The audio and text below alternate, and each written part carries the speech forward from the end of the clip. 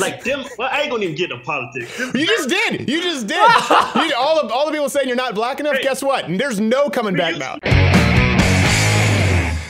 I've been following these guys for years. They have over 3 million subscribers on YouTube. Yes. You can go check out their dates. They're in Austin on I think October 7th, San Antonio.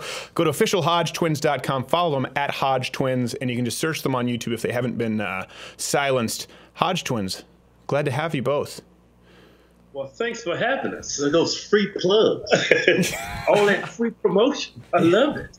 Yeah, we can't. Well, we can't get enough of the Hodge Twins in our household. Though we can't say this on the record. So you guys, again, out of the ordinary bodybuilding channel, not necessarily in line with what we often talk about, but you've been hit by the YouTube demonetization adpocalypse. We were going to meet with you when we were in Utah, but you know, we got held up by the FBI.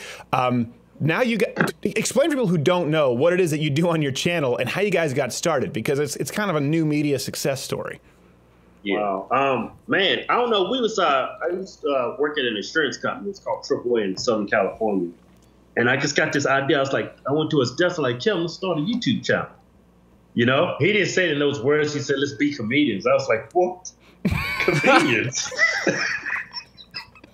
I thought he was smoking crack again, but. Yeah. But anyway, we started a YouTube channel. We called it Hodge Twins. We were just pretty much just doing whatever, just random skits and stuff like that. And it dwelled into doing current events. Yeah. Because to do comedy sketches, you need more than one person. Yeah. And then when we did a comedy sketch, everybody wanted to change all the lines. So, yeah. So we actually went into fitness, and that's when things really took off for us. Okay, so before this started, you guys were about 110 pounds soaking wet, and then you realized, man, we got to lift some weights and do our YouTube channel.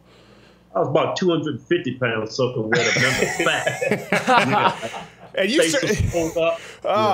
started at Planet Fitness.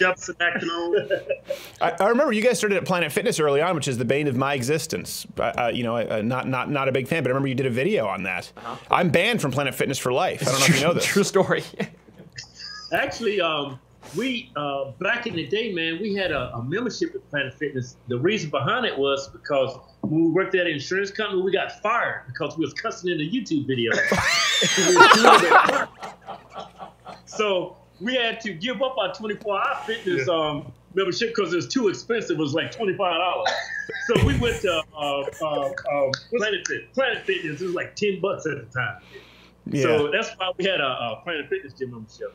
Yeah, no squat rack there. Yeah, I was kicked out for going in as a tranny, so that's actually a whole different reason. This was they had the whole men going into women's locker rooms, and so I just went in as a woman to Planet Fitness.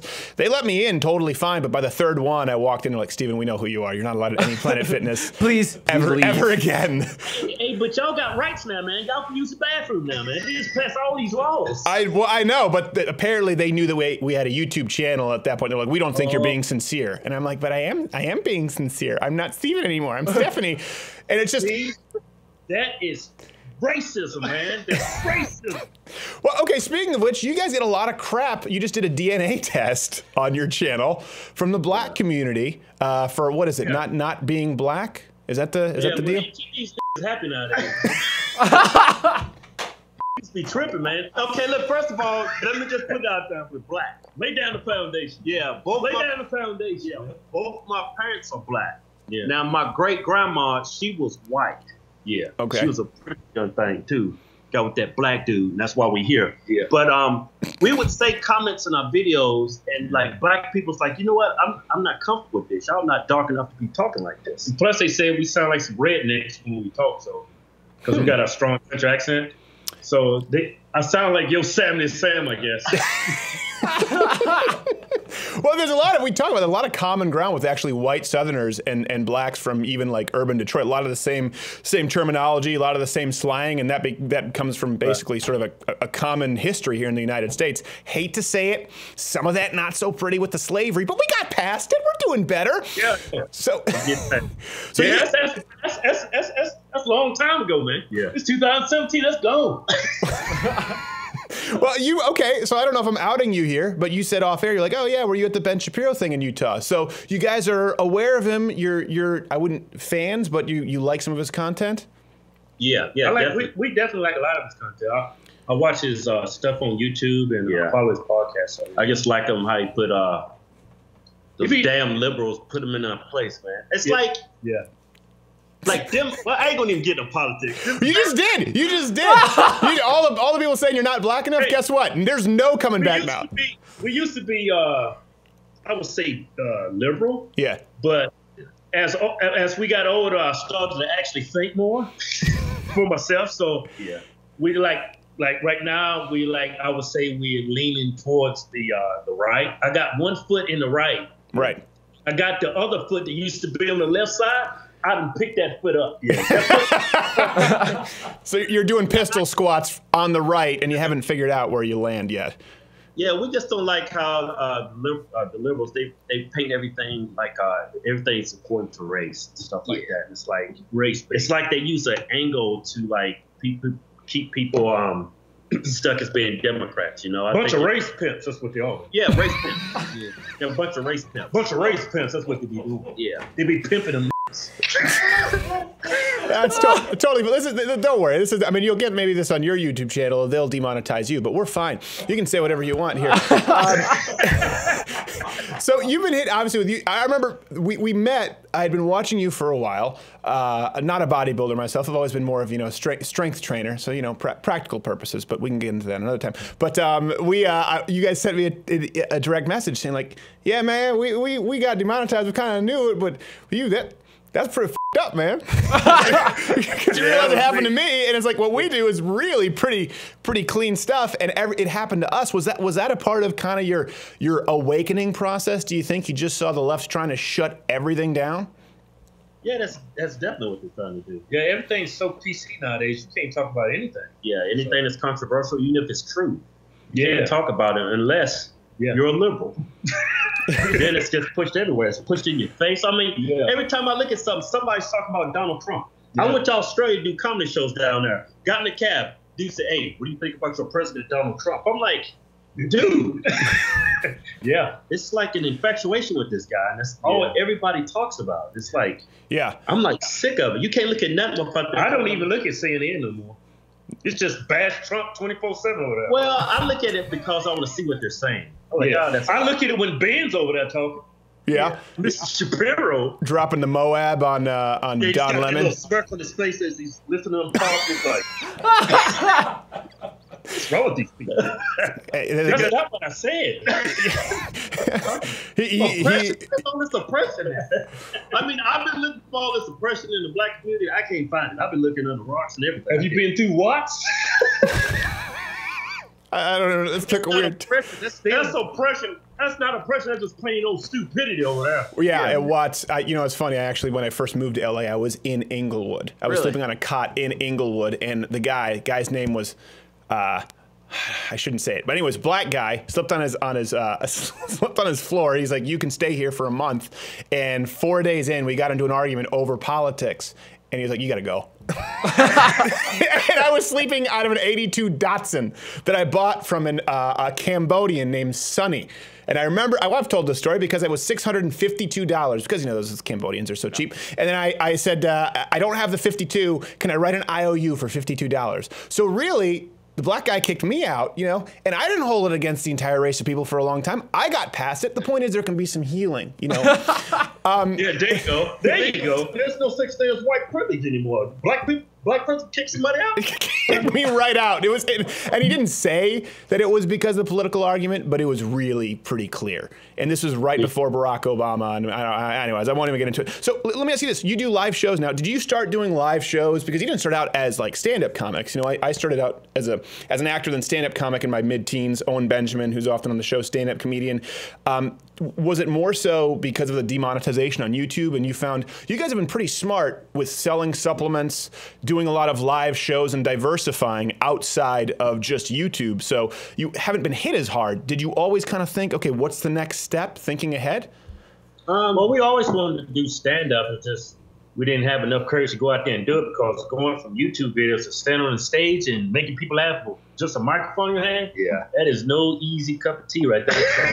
So No. I remember my very first show, man. I was like hyperventilating. I woke up the night before. I said, "Let's call it off, man. Let's go home." Well, because at this point, everyone already knew you. So if you go out there, it's like if you bomb, you know, you get about 5 minutes of grace, as Colin Quinn says, and then it's like if you're not making us laugh. So you didn't have the benefit of just starting and being a nobody. You started doing stand-up after you were known. What's that like? It definitely helped. We didn't.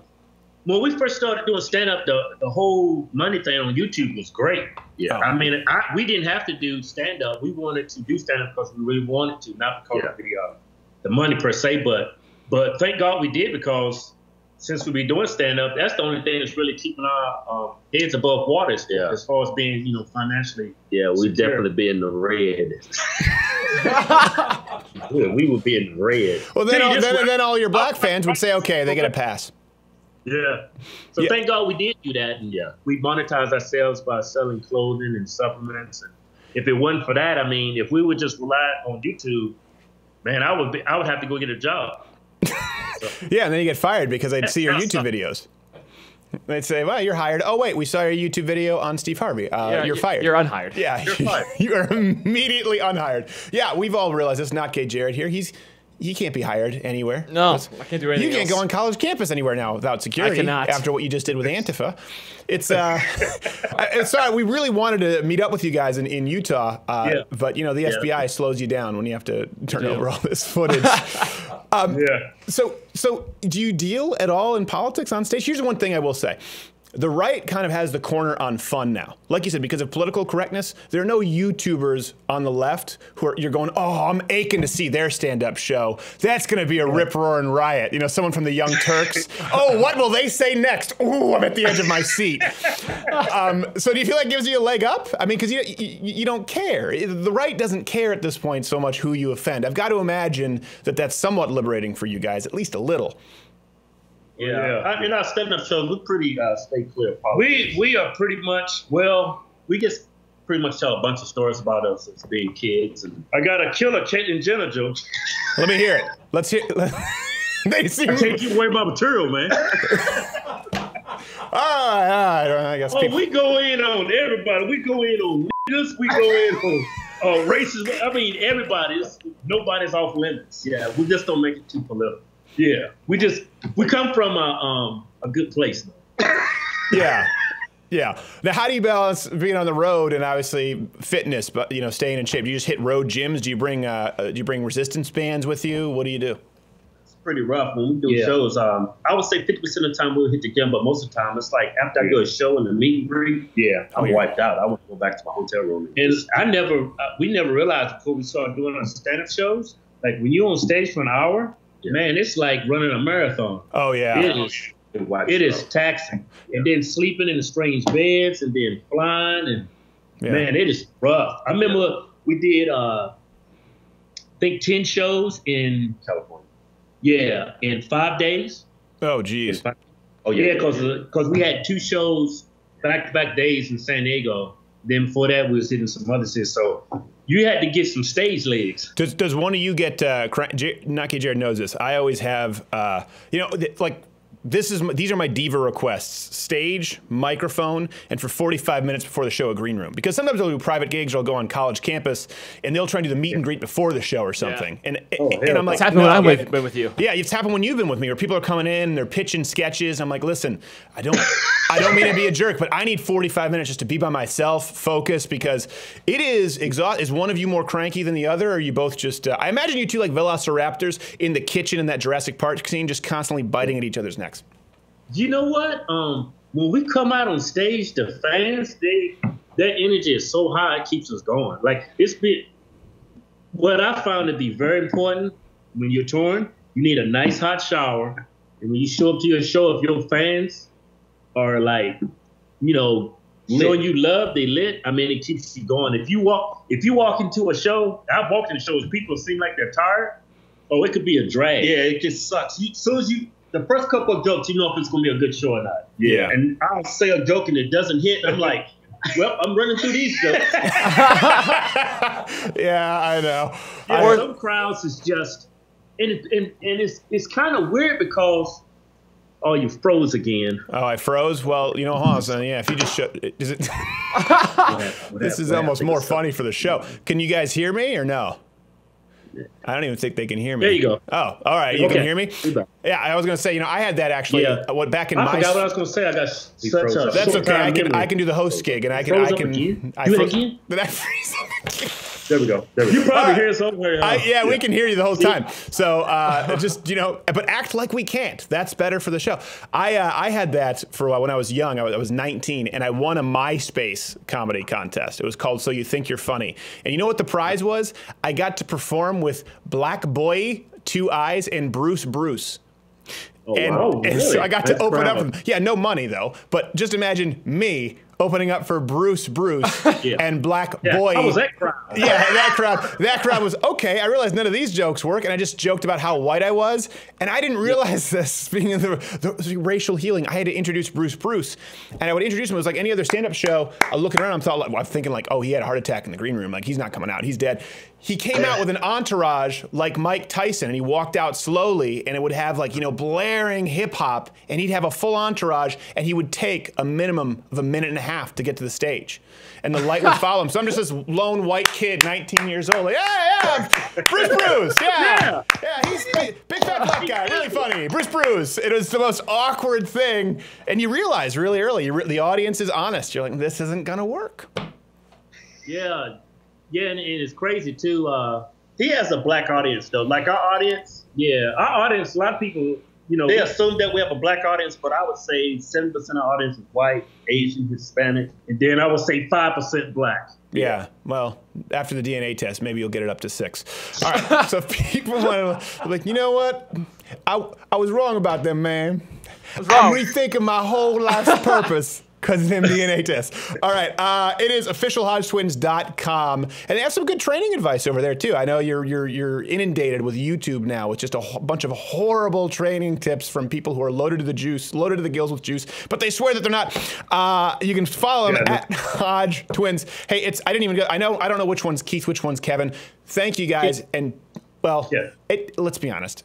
You're interchangeable at this point, and come back soon, guys. Okay. Hey, before you let us go, we're going to stand a pledge of allegiance. Pledge of allegiance. Do you know it? Some people have no respect. See, he was like, okay, he's looking for an out. I tell you what, I'm going to give you the out and play that music. We'll let him come back next time and do the Pledge of Allegiance. That's how we'll lead it. Hey, did you enjoy this video? Here's the thing, you're here, this is the end of it, so we don't care because you already watched it. But if you really didn't like it and you want to justify it, leave a comment below telling us why you didn't like the video. And if you liked us, let us know, and subscribe to the channel, because that lets the overlords at YouTube know that, you know what? You're all right.